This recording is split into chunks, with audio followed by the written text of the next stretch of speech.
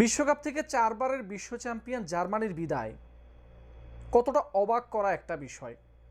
এবারে বিশ্বকাপ যখন জার্মানি শুরু করেছিল কুরাসাওর বিপক্ষে 7-1 গোলের ব্যবধানে জয় দিয়ে, সেটা দেখে মনে হয়েছে এবারের বিশ্বকাপটা তারা হয়তো ঘরে তুলেই ছাড়বে।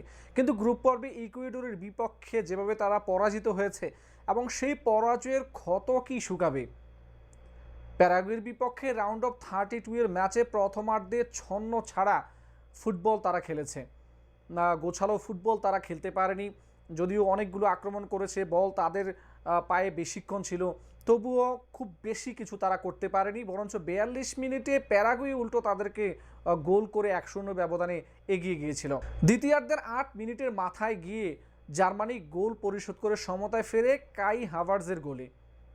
90 মিনিট আর কোনো গোল হয়নি। একের পর এক আক্রমণ, প্যারাগুয়ে অনেকগুলো আক্রমণ করেছে, জার্মানিও অনেক আক্রমণ করেছে, কিন্তু শেষ পর্যন্ত গোল না হয়। অ্যাডিশনাল টাইমে খেলা গড়ায়, আর সেখানেও কোনো রেজাল্ট আসেনি। যদিও সেই সময় জার্মানি একটি গোল করেছে হেডের মাধ্যমে, তবে সেই গোলটা বাতিল হয়েছে, কারণ হেড করার আগ মুহূর্তেই জার্মানির একজন খেলোয়াড়ের সাথে ধাক্কা লেগেছে। প্যারাগুয়ের গোলরক্ষক তিনি আগেই পড়ে গিয়েছেন, যার ফলে বিয়ারে চেকের ফলে জার্মানির গোলটা বাতিল হয়েছে। এবং শেষ পর্যন্ত ম্যাচ তখন টাইব্রেকারে গড়ায়, তখন সবারই ভরসা ছিল যে জার্মানির ম্যানুয়েল নায়ার ভাই বিশ্বের অন্যতম সেরা গোলরক্ষক তিনি। এর আগেও অনেক ম্যাচে টাইব্রেকারে তিনি দলকে জয় এনে দিয়েছেন, এবং তিনি অবসর ভেঙে এবারে বিশ্বকাপ স্কোয়াডে এসেছেন, দারুণ কিছু করবেন তার উপরে প্রত্যাশা ছিল, অনেকটা চাপ ছিল, দর্শকদের চাপ, এবং প্রত্যেকে আশা করেছে ম্যানুয়েল নায়ার হয়তো টাইব্রেকারে জার্মানিকে ম্যাচটা জিতিয়ে আনবেন। কিন্তু এই ম্যাচের জয়ের নায়ক যে অন্য কেউ, সেটা হয়তো কেউ কল্পনাও করেনি। এই ম্যাচের জয়ের নায়ক প্যারাগুয়ান গোলরক্ষক ওরনাল্ডো গিল।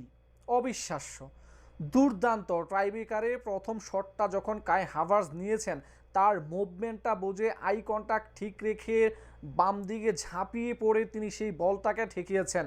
কাই হাভার্টজের বলটা ঠেকিয়েছেন, জার্মানিকে একটুখানি পেছনে ছেলে দিয়েছেন। এরপর কিমিক এবং মুসিয়ালা গোল করে জার্মানির পক্ষে। জার্মানির হয়ে চতুর্থ শটটি নিতে আসেন লিক ওল্টামারি, এবং তার শটটিও ঠেকিয়ে দেন প্যারাগুয়ান গোলরক্ষক। দুর্দান্ত সেভ। প্যারাগুয়ে প্রথম 3টা শটেই গোল পায়, এবং পরে তারা পরপর 2টা শট মিস করে। ম্যানুয়েল নায়ার শেষ পর্যন্ত প্যারাগুয়ের একটি বল তিনি দুর্দান্ত ড্রাইভ দিয়ে তিনি সেভ করেছেন। টাইব্রেকারের প্রথম 5টি শটেই দুই দল সমতায় ছিল 3-3। এরপর 6 নাম্বার শটে যখন করতে আসে জার্মানি, সেটা গোলবারের অনেক উপর দিয়ে তিনি আসলে সেই শটটি নেন, এবং জার্মানদের স্বপ্নটা আসলে সেখানেই ভঙ্গ হয়ে যায়। প্যারাগুয়ের বিপক্ষে শট নিতে আসা ফুটবলার তিনি কিন্তু দুর্দান্তভাবে ম্যানুয়েল নায়ারকে বোকা বানিয়ে শট করে এবং দলকে রাউন্ড অফ 16-এ পৌঁছে দিয়েছেন। এই ম্যাচটাকে আমি অন্তত আপসেট বলবো না, আপসেট আমি বলতেই চাই না, কেননা জার্মানি গ্রুপ পর্বের শেষ ম্যাচে ইকুয়েডরের বিপক্ষে হেরেছে।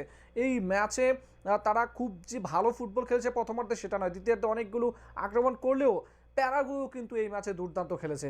সুতরাং আমি এটা প্যারাগুয়ের অর্জন বলবো, প্যারাগুয়ের গোলরক্ষক তার অর্জন বলবো, এবং তাদের দুর্দান্ত ফুটবল, ট্রাইব্রেকারে গোলরক্ষক যেভাবে সেভ করেছেন বলগুলোকে, অবশ্যই আমি তাদেরকে কৃতিত্ব দেব। জার্মান ভক্তরা হতাশ হয়তো এই রাতটা কিংবা আজকের দিনটা, তারা আসলে নিজেদেরকে কিভাবে সামলাবে। বিশ্বকাপে অনেক বড় স্বপ্ন ছিল জার্মানি, 2014 সালে তারা ট্রফি নিয়েছে, এরপর 10 বছর পেরিয়ে গেছে তারা ট্রফি দেখেনি।